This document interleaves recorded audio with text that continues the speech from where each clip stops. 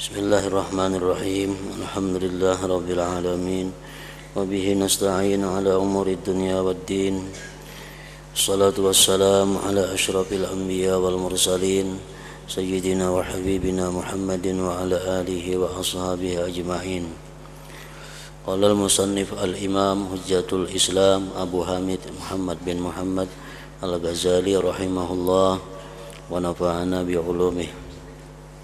Wa amma thamaratul fikri fahiyal ulumu wal ahwalu wal a'mal walakin thamaratuhul khassah al ilmu la ghair.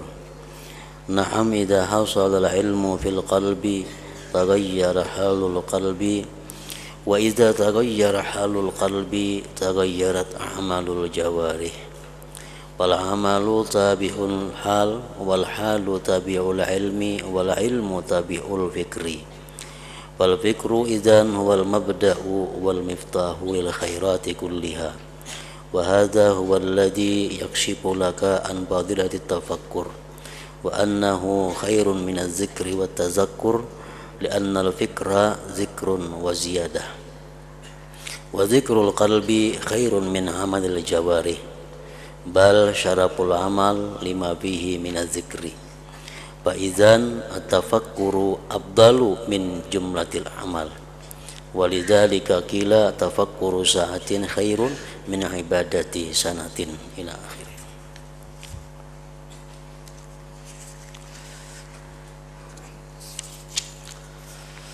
Makna daripada kalamul Imam Al-Ghazali rahimahullah wa nafa'ana bi ulumi. Adapun buah fikir, adapun buah daripada tafakkur, faidahnya tafakkur, maka itu adalah ilmu pengetahuan. Berpikir membuahkan ilmu pengetahuan.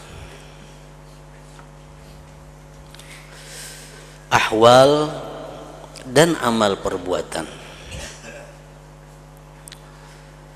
Dengan berpikir kita dapat ilmu, dengan ilmu timbul satu keadaan, dari satu keadaan itu maka timbullah satu perbuatan. Tetapi buahnya tafakkur yang khusus adalah ilmu, tidak yang lain. Berpikir dapat ilmu.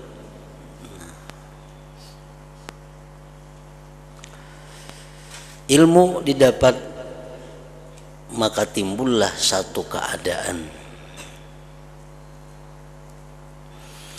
Apabila ilmu berhasil di dalam hati, maka keadaan hati menjadi berubah.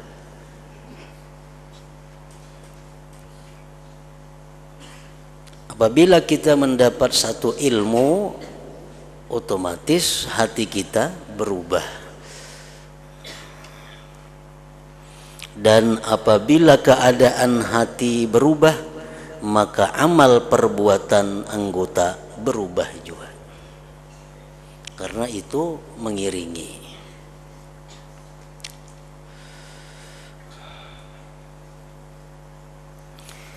Maka amal perbuatan itu mengikuti keadaan, dan keadaan itu mengikuti ilmu, dan ilmu itu mengikuti fikir, mengikuti tafakkur. Nah, jadi di sini artinya bahwa tafakkur itu merupakan pokok, merupakan asas untuk merubah segala sesuatu.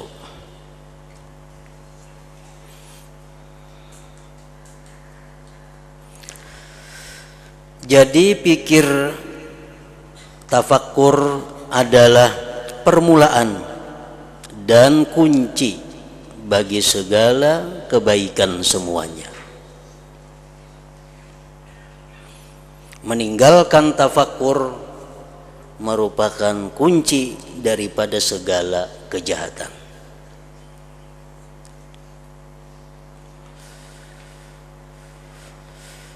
Nah, oleh karena itu, andai kata manusia itu mau bertafakkur, berpikir tentang dosa, tentang satu maksiat.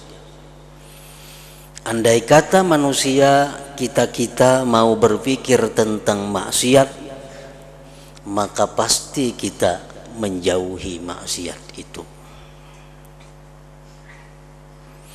Bisa karena takut atau karena malu kepada Allah Subhanahu wa ta'ala. Nah, kenapa kita memperbuat dosa? Karena kita kada tafakkur sebelumnya.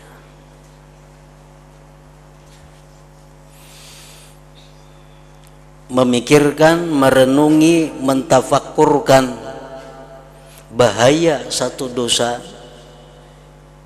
mengakibatkan kita berjauh daripada dosa itu. Andai kata kita mau tafakkur, niscaya kita lebih mengutamakan hal-hal yang sifatnya akhirat daripada hal-hal yang sifatnya dunia. Andai kata kita mau tafakkur. Karena kita kada tafakkur, karena kita kada berpikir, lalu kita mengutamakan dunia daripada akhirat. Jadi tafakkur itu merupakan kunci segala kebaikan. Kenapa kita dengan tafakkur kita bisa mengutamakan akhirat daripada dunia?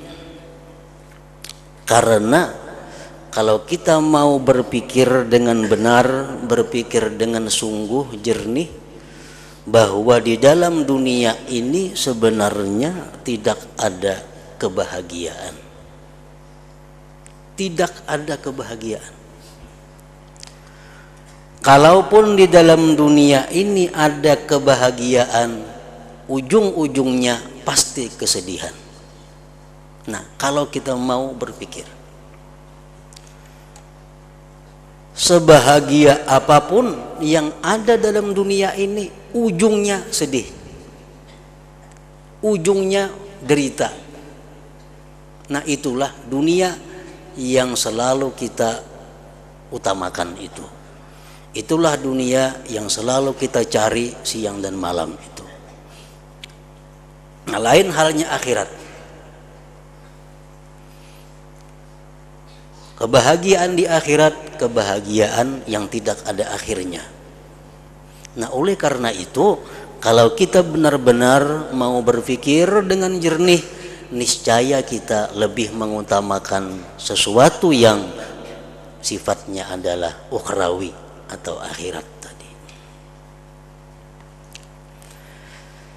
Salah satu dunia yang paling menyedihkan kita, yang paling membuat kita menderita, sesuatu yang paling kita sayangi. Itu yang paling membuat kita menderita. Nah, ini dunia. Makin sayang kita dengan sesuatu itu, maka sesuatu itu nantinya akan membuat sangat menderita. Makin kita kurang sayang dengan sesuatu itu, maka makin kurang kita menderitanya.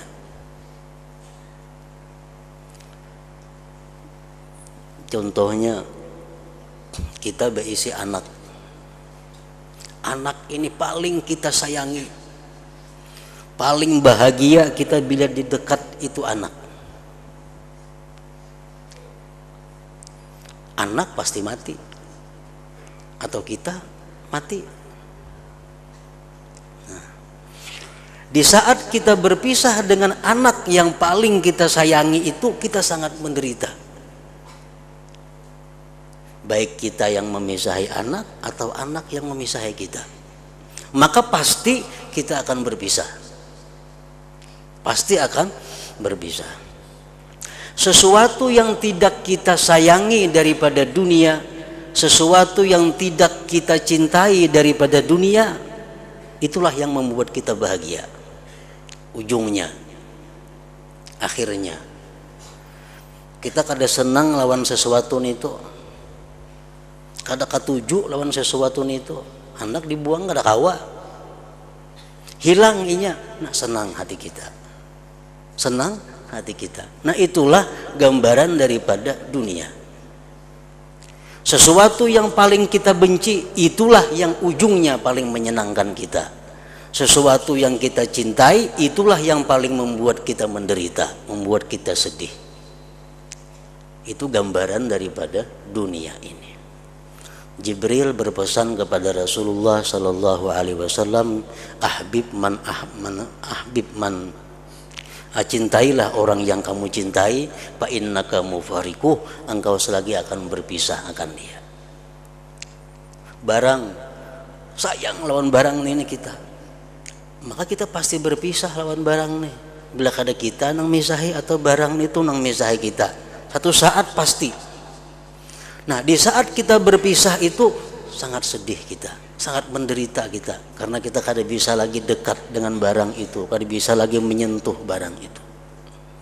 Nah makanya apabila kita berpikir dengan jernih, berpikir dengan benar, kita pasti mengutamakan ukhrawi daripada duniawi ini. Itu hanya di dalam dunia, apalagi di akhirat kaina. Apakah mencelakakan kita yang kita sayangi itu belum tahu lagi. Di dunia aja yang kita cintai itu ujungnya pasti membuat kita sedih. Nah, jadi andai kata kita mau berpikir tentang dunia, tentang akhirat, pasti kita mengutamakan akhirat daripada dunia. Andai kata kita mau berpikir tentang keutamaan taat, tentang pentingnya ibadah, niscaya kita sungguh dan memperbanyak ibadah itu sebanyak-banyaknya. Andai kata kita mau berpikir dengan jernih. Kenapa kita beribadah ini malas, kita beribadah ini seadanya, beribadah ini seadanya aja? Karena kita kada berpikir. Andai kata kita berpikir dengan jernih, dengan benar, niscaya kita sebanyak-banyaknya mengumpul ibadah. Nah makanya tadi tafakkur itu adalah kunci bagi segala kebaikan semuanya. Seorang manusia, andai kata dia berpikir dengan jernih, dengan baik, niscaya manusia ini bakti, menurut, patuh kepada kedua orang tuanya. Kenapa manusia ini kadang-kadang durhaka kepada ibu bapaknya, menyakiti hati kedua orang tuanya? Karena si manusia ini kada berpikir, kada memikirkan firman Allah, kada memikirkan hadis-hadisnya Rasulullah, sehingga dia kurang ketaatannya kepada orang tua, bahkan bisa dia durhaka kepada kedua orang tua. Andai kata dia mau berpikir tafakkur bagaimana Rasulullah sallallahu alaihi wasallam menegaskan bahayanya orang yang durhaka kepada kedua orang tua, niscaya ini manusia menjadi orang yang bakti kepada orang tua. Rasulullah sallallahu alaihi wasallam bersabda, salasatun la yaqbalullah azza wa jalla minhum sarfan wala adla. Ada tiga, ujar Nabi kita, tiga golongan yang mana Allah tidak menerima daripada golongan itu ibadah sunat dan ibadah wajib. Pertama, akun, orang yang durhaka kepada orang tua. Nah, kalau ini direnungkan, kalau ini ditafakkurkan, kalau ini dipikirkan, Allah kadang menerima ibadah sunat, ibadah wajib orang yang durhaka kepada orang tua. Siapa yang wani durhaka? Apa gunanya sembahyang? Ditolak Allah. Apa gunanya bersedekah? Ditolak Allah. Apa gunanya puasa? Ditolak Allah. Apa gunanya baca Quran? Ditolak Allah. Karena satu, durhaka kepada orang tua. Nah, cuma karena hadis Nabi itu kada terpikirkan, hadis Nabi itu kada ditafakkur, lalu manusia itu kerap kali durhaka kepada kedua orang tuanya. Apalagi di akhir zaman. Semakin akhir zaman ini manusia semakin durhaka kepada orang tuanya.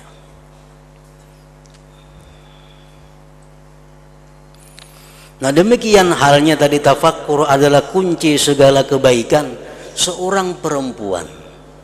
Andai kata dia berpikir dengan jernih tentang hadis-hadis Rasul, tentang perkataan-perkataan para sahabat dan tabi'in, perempuan-perempuan ini berpikir perkataan-perkataan mereka tadi tentang bagaimana hak suami, bagaimana orang yang durhaka kepada suaminya, apa yang diancamkan Allah kepadanya. Jikalau itu dia berpikir, niscaya perempuan itu tidak ada yang durhaka kepada suaminya. Kenapa perempuan itu durhaka kepada suaminya? Karena kada berpikir. Kada berpikir. Dahulu dikawini, dilamar, diparai, kada berpikir itu. Ya, kada dilamar, siapa yang melamar? Nah, kada berpikir. Kada berpikir lagi tentang hadis Rasulullah.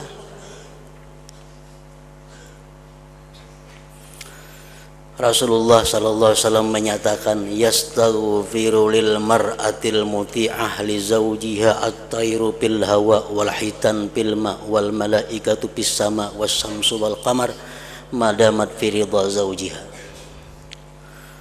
Ujar Nabi kita memintakan ampun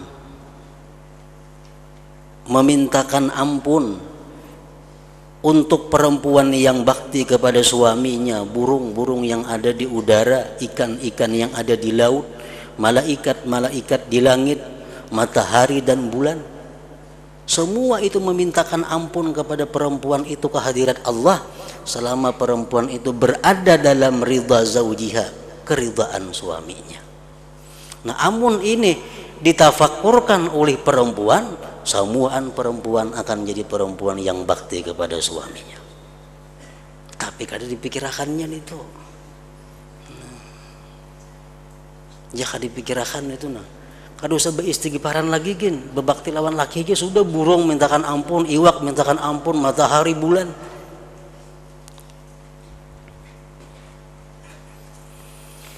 Wa ayyuma imra'atin 'asat zaujaha fa'alaiha la'natullah wal malaikah wan nas ajma'in.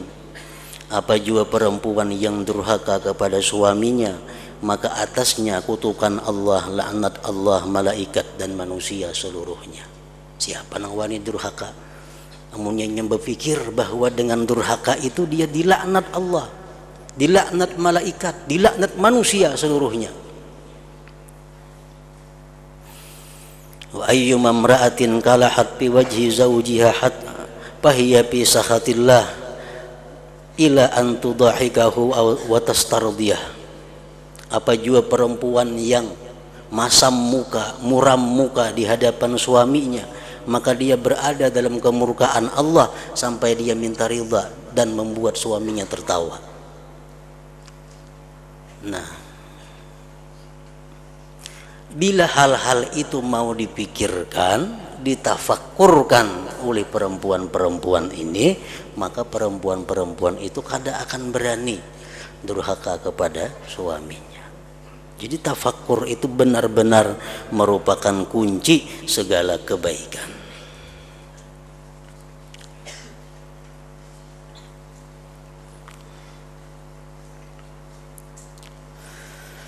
Dan inilah yang terbuka bagimu tentang fadilah tafakkur, dan bahwa tafakkur itu lebih baik daripada zikir dan tazakkur.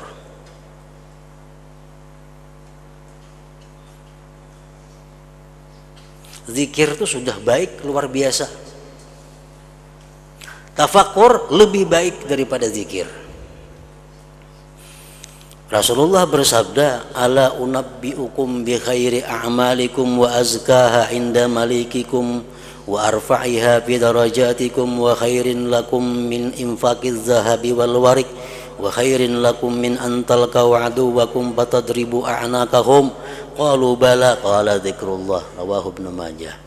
Ujar Nabi kita, maukah kalian kuhabarkan dengan paling baik amal, paling bersih di sisi Tuhan, paling meninggikan derajat kamu, paling baik bagi kamu daripada memberikan emas dan perak, lebih baik bagi kamu dari bahwa kamu bertemu orang kafir, kau pancung leher mereka.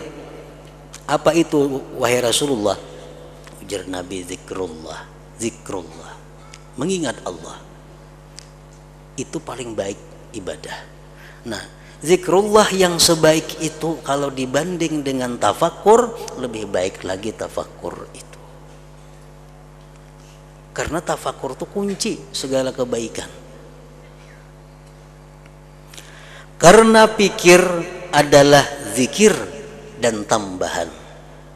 Nah, tafakkur ini zikir plus. Zikirnya ada, tambahannya ada. Kalau zikir, zikir semata.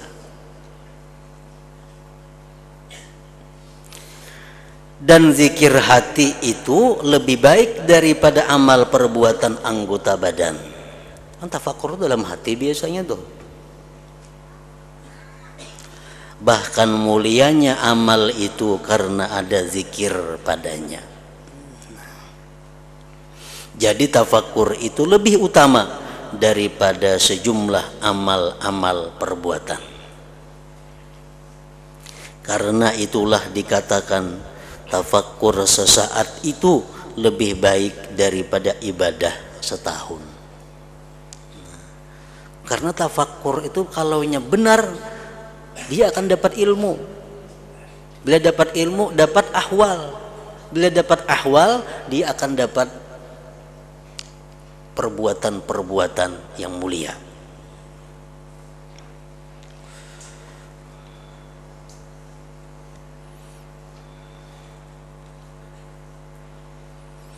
Karena itulah dikatakan tafakkur sesaat lebih baik daripada ibadah setahun.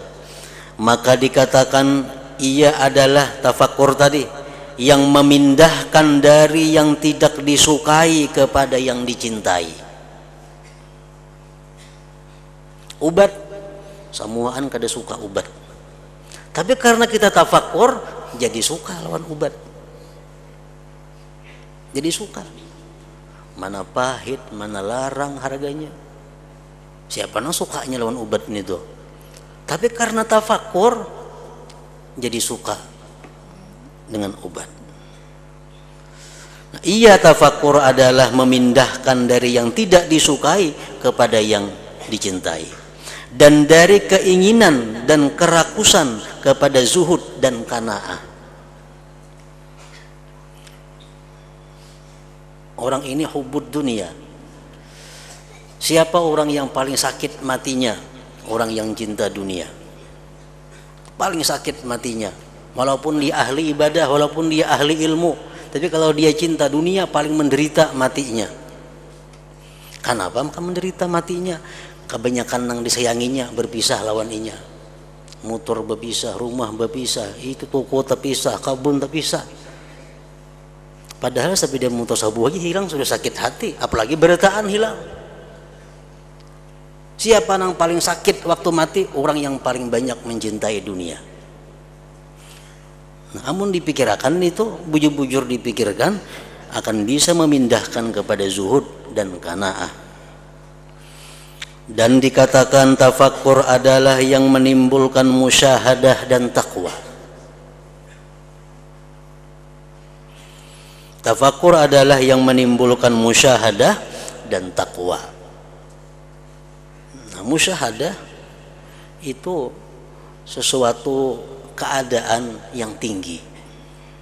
Tapi musyahadah itu kadang akan bisa kita dapat kalau ada tangga-tangga sebelumnya. Di antara tangga-tangga untuk dapat musyahadah itu apa? Muhasabah, menghisap diri. Nah, menghisap diri tafakkur. Pikirkan, besokan tadi aku bekerja apa? Jam sekian tadi aku berkata apa? Habis zuhur aku bakawan siapa, dudukan di mana, apa yang dibicarakan, makanan apa yang dimakan, di muhasabah. Nah, sehingga dapat sama dengannya kayaknya, oh yang baiknya 30%, yang kada baiknya 30%, yang sia-sia 40%. Nah, itu muhasabah. Lalu diadakan tindakan-tindakan terhadap yang baiknya 30%, dia bersyukur kepada Allah Subhanahu wa taala. Yang tidak baiknya 30%, dia muhasabah, dia istighfar, tobat kepada Allah. Nang sia-sia, dia pun akan berjanji kada akan memperbuat juga lagi nang sia-sia itu. Nah, orang-orang yang seperti itu akan bisa dapat musyahadah. Karena itulah Allah Ta'ala berfirman, la'allahum yattaqun aw yuhditsu lahum dzikra, artinya agar mereka bertakwa atau agar Al-Quran menimbulkan pengajaran bagi mereka.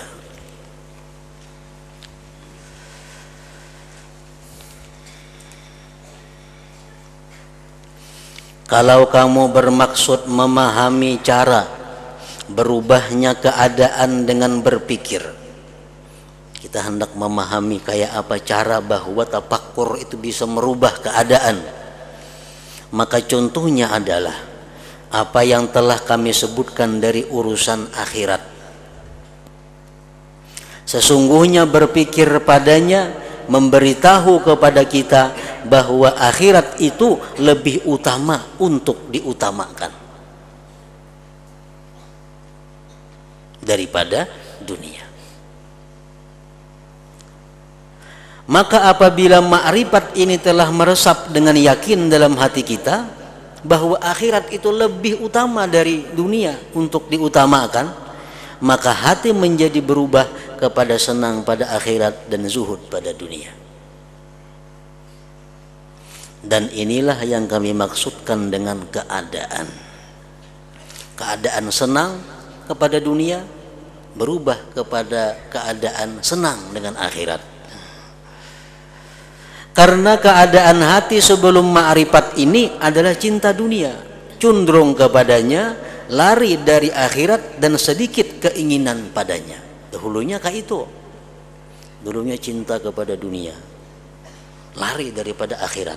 Tapi karena dia berpikir, karena dia tafakkur dengan benar, tafakkur dengan jernih, dapat satu ilmu.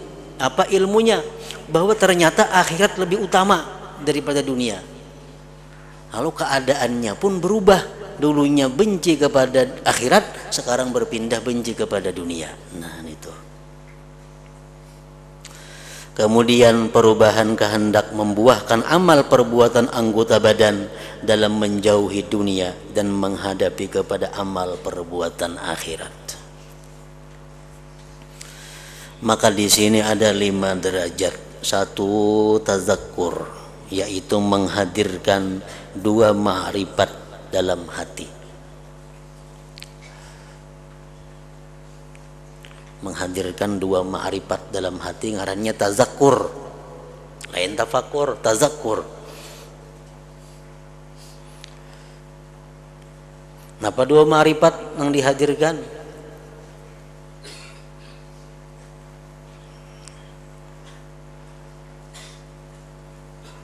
Akhirat lebih kekal daripada dunia. Yang lebih kekal berhak untuk diutamakan daripada yang tidak kekal. Nah, itu 2 ma'rifat. Yang kedua tafakkur, yaitu mencari ma'rifat yang dimaksud dari keduanya. Tafakkurnya apa hasilnya? Bahwa ternyata akhirat itu lebih utama untuk diperhatikan. 3. Hasilnya ma'rifat yang dicari dan bersinarnya hati dengannya. 4. Berubahnya keadaan hati dari apa yang telah ada disebabkan hasilnya nur ma'rifah.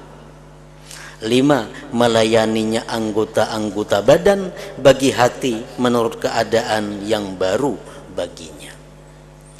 Dulunya tazakkur, timbullah tafakkur, timbullah ma'rifat di dalam hatinya, timbullah anggota tubuh melayani kepada apa yang dikehendaki oleh hatinya tadi. Maka sebagaimana batu dipukulkan di atas besi,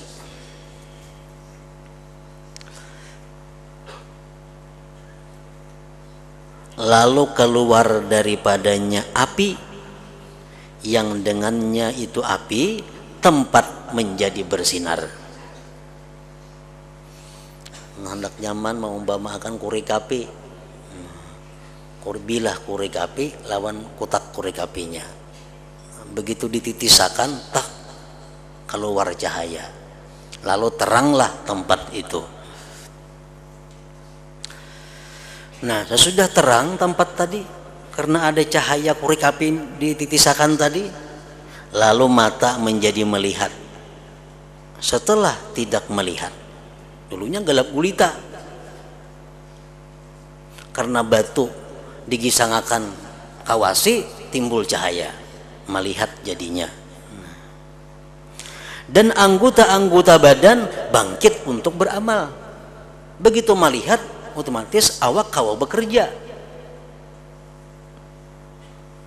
Maka demikian pula nur ma'rifah, cahaya ma'rifah, yaitu pikir. Maka pikir itu mengumpulkan di antara dua ma'rifah, seperti dikumpulkan di antara batu dan besi, dan disusun keduanya dengan penyusunan yang tertentu, sebagaimana batu dipukulkan atas besi dengan pukulan tertentu. Maka timbul nur ma'rifah seperti api timbul dari besi, dan hati menjadi berubah disebabkan nur ini, sehingga ia condong kepada apa yang ia tidak condong kepadanya semula, sehingga penglihatan berubah disebabkan cahaya api, maka ia dapat melihat apa yang tidak dilihatnya semula. Dulunya kada melihat apa-apa, dikiranya nang adanya sudah pas, dikiranya sudah bujur karena kada melihat apa-apa. Nah, begitu korek api dititisakan, tapakur ngaranjan itu, timbul cahaya. No, ternyata sekarang ini aku berada di tempat yang salah, mesti berpindah kepada tempat yang lain. Kemudian anggota-anggota badan terbangkit untuk beramal disebabkan tuntutan keadaan hati. Sebagaimana orang yang lemah dari beramal disebabkan kegelapan, terbangkit untuk beramal ketika penglihatan memperoleh apa yang tidak dilihatnya semula.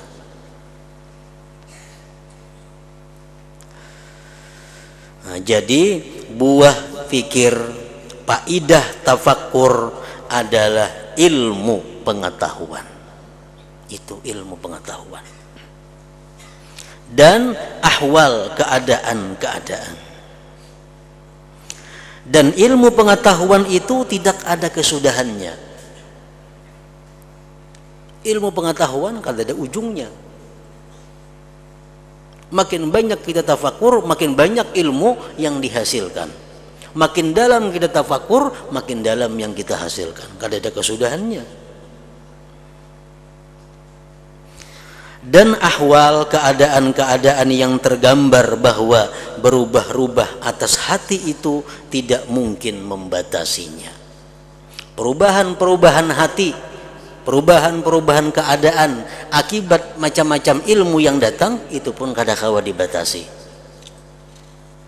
Hari ini dapat duit 10.000, keadaan kita senang. Esok dapat 20.000, senang lagi. 30.000, senang lagi. Kada ada kesudahannya.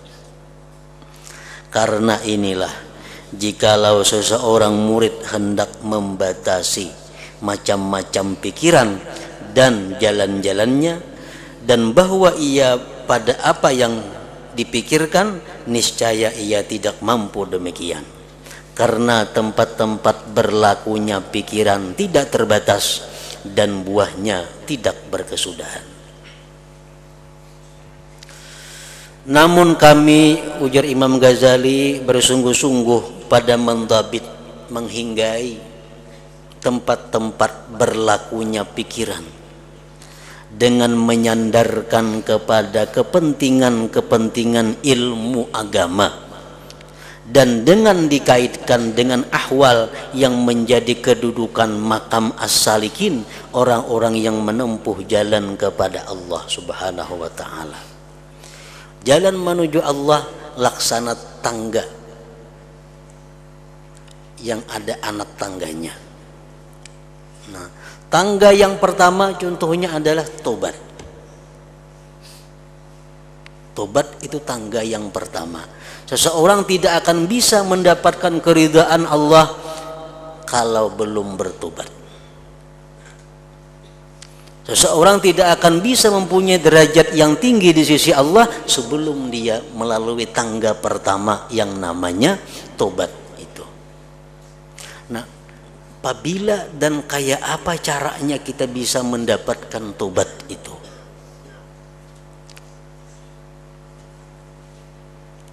Salah satu adalah dengan tafakkur. Setiap tangga-tangga, anak-anak tangga itu kita naiki, bisa kita lalui dengan tafakkur terlebih dahulu. Kenapa kita harus tobat? Karena kita berpikir. Nah, apa yang dipikirkan? Satu, qubhaz dzunub, jahatnya dosa. Kalau aku berdosa, aku ini berarti sangat jahat di sisi Allah. Dengan dosa itu Allah bisa menghukum aku, mengazab aku. Dengan dosa itu aku dikucilkan dari golongan orang-orang yang mulia di sisi Allah. Dengan dosa itu aku tidak akan termasuk umat Nabi Muhammad yang baik. Nah, kita pikirkan kejahatan-kejahatan dosa. Yang kedua yang dipikirkan adalah syiddata uqubatillah, dahsyatnya siksa Allah. Orang yang berbuat satu dosa ini umpamanya bisa dimasukkan ke neraka 2 hari 2 malam. Masuk ke neraka 2 hari 2 malam, sanggup pada aku? Bila sanggup, ayo gawe dosa. Nah, yang ketiga yang dipikirkan apa? Dha'faka bidzalik, lemahnya engkau pada yang demikian. Jelas sudah kada mampu. Karena rokok sedikit aja kelipik-kelipik. Nah, 3 pikiran itulah yang bisa membawa kita kepada anak tangga yang bernama tobat tadi. Jadi tobat itu kada-kada umpatan. Obat-obatan kita tobatan kada kawa obat-obatan. Mesti ada langkah-langkah mukaddimah tobat itu mesti ada. Kenapa kita bertobat? Mesti dilalui dengan tafakkur tadi. Nah, itu contoh makam tobat. Lulus di makam tobat, kita akan naik ke tangga, ya, anak tangga yang kedua yang namanya wara. Wara itu menjaga diri daripada yang diharamkan Allah, atau menjaga diri daripada hal-hal yang tidak jelas halal dan haramnya. Nah, kayak apa kita bisa dapatkan wara itu? Dimulai dengan tafakkur. Apa yang ditafakkurkan tentang sesuatu yang bisa kita wara? Tafakkurkan hadis-hadis Rasulullah. Misalnya ujar Nabi kita, kullu lahmin nabata min haram pannaru aula bih. Tiap-tiap daging yang berkembang, yang tumbuh dari makanan yang haram, itu orang lebih pantas neraka memakannya. Nah, tafakkurkan hadis itu. Tiap-tiap daging yang diisi dengan yang haram, itu neraka yang pantas memakannya. Hadis Nabi lagi mengatakan, dirhamun min riba asyaddu indallah min 30 zaniyatan fil Islam. 1 dirham yang didapat melalui riba, belum lagi dimakan, belum lagi tukang baju, hanya mengacak duitnya 1 dirham, daripada riba itu lebih dahsyat, lebih sangat di sisi Allah daripada 30 kali perzinahan di dalam Islam. Nah, siapa wanita itu? Bila kita berpikir yang demikian, lalu otomatis kita akan bisa wara, bisa menghindari daripada nang haram. Nah, apa gunanya aku sembahyang segala macam, mempajang 30 kali sehari berzina? Lebih sangat, lebih dahsyat daripada itu.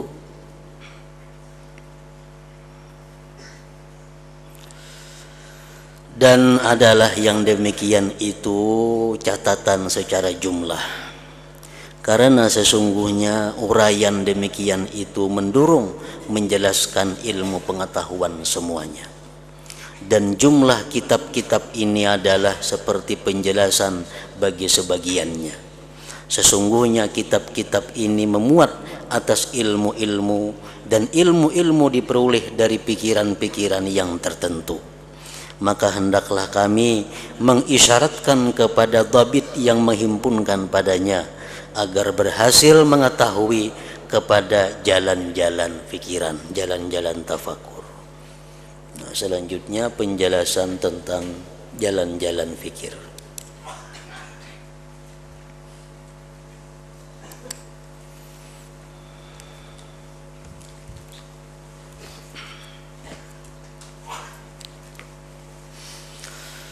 Hadal dzikri fa'alam annahu la ilaha illallah Muhammadur Rasulullah, la ilaha illallah Muhammadur Rasulullah, la ilaha illallah Muhammadur Rasulullah, la ilaha illallah, la ilaha illallah, la ilaha illallah, la ilaha illallah, la ilaha illallah. Allahu Allah, Allahu Allah, Allahu Allah, Allahu Allah, Allahu Allah, Allahu Allah, Allahu Allah, Allahu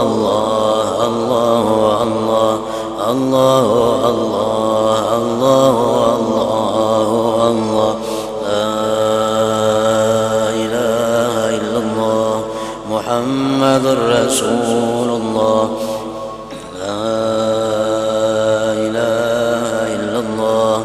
Muhammadur Rasulullah, la ilaha illallah Muhammadur Rasulullah, la ilaha illallah. Al-Fatihah.